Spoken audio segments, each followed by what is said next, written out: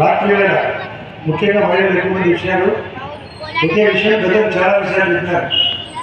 RSS 100 సంవత్సరాల సందర్భంగా హిందూ సమ్మేళనం ఒకే మాట పెద్దలు చెప్పిన మాట, ధర్మ సంస్కృతికి మించిన సౌభాగ్యం లేదు.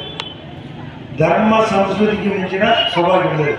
పెద్దలు చెప్పిన మాటలను ఆచరిస్తే అంతకంటే మించిన సౌభాగ్యం లేదు. చాలా విషయాలు చెప్పినారు.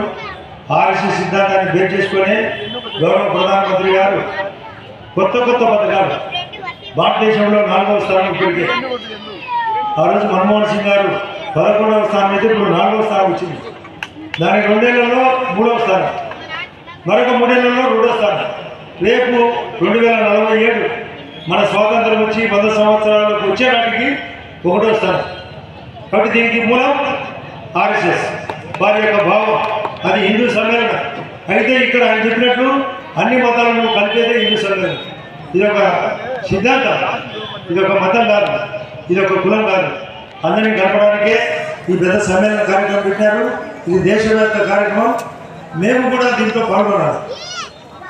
మొన్ననే మీరు ఒక స్కీమ్ ఆలోచించినారో లేదో, ఒకే మాట, ఇంతకుముందు గ్రామీణ ఉపాధి హామీ పథకం అనేది దాన్ని తీసివేసి మన గౌరవ ప్రధానమంత్రి గారు శివరాజ్ సింగ్ చౌహాన్ యొక్క ఆధ్వర్యంలో ఒక స్కీమ్ పెట్టారు, విబీజీ రామ్జీ అనే పద్ధతి.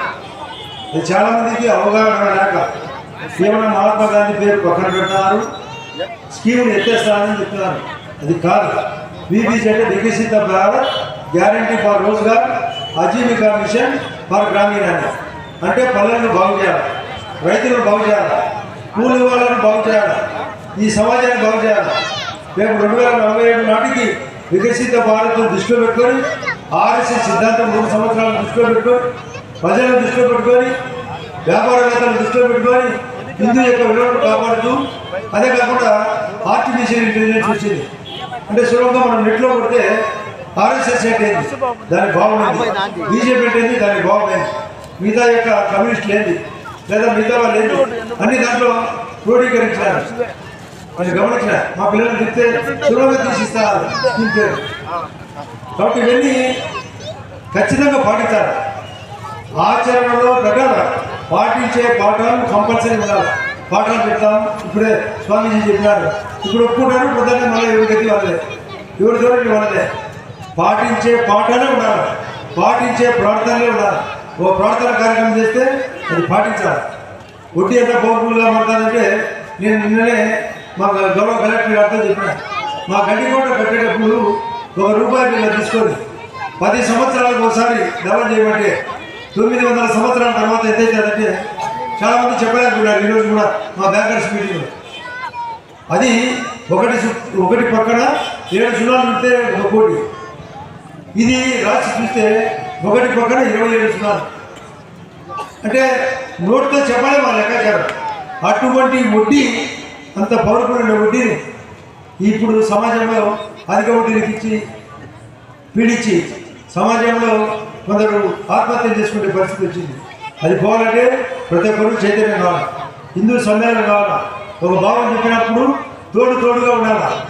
ఒక సామెత ఉంది, ఎప్పుడైతే మనం తోడుగా వస్తామో ఆటోమేటిక్గా సమాజం పరిగెత్తుంది. తోడుగా ఉండే వాళ్ళే తోడేలైతే పరిస్థితి ఏంటి, తోడుగా ఉంటారు, వెనకాల గుర్తుంటారు తోడే మాదిరి. కాబట్టి తోడు వచ్చిన వాళ్ళు తోడుగా ఉండాలా. హిందూ యొక్క సమాజం యొక్క ఆలోచన ఇది. మనము భారతదేశం 45 దేశాల్లో విస్తరించింది ఆర్ఎస్ఎస్. దీని భావాలు అందరూ కనుక్కుంటూ అమెరికాలో కూడా ఇదే సిద్ధాంతం పాటిస్తున్నారు.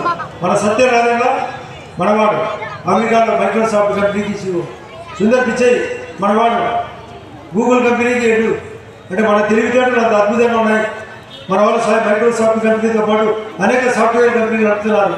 కాబట్టి దీనికంతా కారణం మన హిందూ సంస్కృతి. దీనికి కారణం మన మోడీ గారు, విశ్వగురు గారు అనే ఒక స్కీమ్ కూడా పెట్టాడు. విశ్వ కర్మ అని 18 అంటాడు. వీటిని పాటించాలి, ప్రతి ఒక్కరిని కాపాడాలి.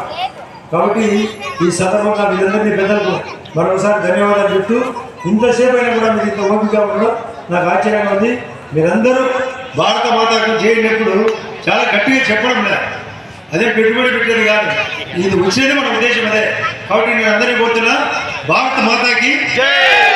భారత్ మాతాకి జై బోలా భారత్ కి. ఒకసారి ఆర్ఎస్ఎస్ వాదాన్ని మేము కాపాడుతాం, చెప్పిన మాటలు నిలబెట్టుకుంటాం అనే దానికోసం జై శ్రీరామ్. జై శ్రీరామ్ అనేది అది కూడా ఆయన యొక్క ఆశయం, అందరూ బాగుండాలి. అది పాటలు కూడా ఎన్నో సినిమాలు ఎన్నో నాటకాలు తీశారు. వాటి మరొకసారి జై శ్రీరామ్, జై శ్రీరామ్. నమస్కారం. ఒక కోర్టు జడ్జిమెంట్ ఇచ్చిన తర్వాత కూడా మనము దీపం వెలిగించుకోలేకుండా ఉండామంటే మన ఐక్యమత్యం లేదు. ఇందాక చెప్పాలి, యూనిటీ అనేది ఉండాలి ఏ విషయంలో అయినా అనేది. సో మనందరికీ ఫేస్బుక్లు ట్విట్టర్లు అందరూ ఉన్నాయి. మనం ఎంతో సపోర్ట్ చేయకూడదు ఈ కార్తీక దీపం గురించి. జడ్జిమెంట్ వచ్చిన తర్వాత కూడా అయోధ్యలో మనం 500 సంవత్సరాలు వెయిట్ చేశాం. అలాగే ఈ కార్తీక దీపం కూడా ప్రజలందరూ దీపం వెలిగించాలని ఎంతో ఎదురు చూసినా కూడా కోర్టు జడ్జిమెంట్ ఇచ్చిన తర్వాత కూడా రాజకీయ పార్టీలు జడ్జిల మీద కూడా ఇంపీచ్మెంట్ కూడా పెట్టినారు అంటే మనలో యూనిటీ లేదు. ఈ సందర్భంగా అందరికీ నేను మనవి చేసుకునేది, మన ఫేస్బుక్ ట్విట్టర్లలో మనం కూడా సపోర్ట్ చేస్తాం. హిందూస్కు వ్యతిరేకంగా ఏదైనా జరిగినప్పుడు మనందరము యూనిటీగా ఉండాలన్నదే ఈ చిన్న నా మనవి. ఈ అవకాశం ఇచ్చిన అందరికీ నాకు ధన్యవాదాలు.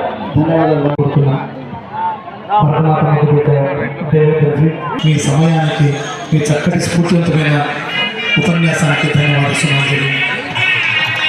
మీ సమయం అమూల్యం. మీలాంటి స్వామీజీ సమాజం ఉండవలనే ఇంకా మనకు ధర్మం బతుకు హిందూ సమాజంలో చైతన్యం చెబుతోంది. ఈ సమాజం కోసమే మీరు కూడా జీవితాలు అంకితం చేస్తూ ఉన్నారు. మీకు ధన్యవాదాలు స్వామీజీ.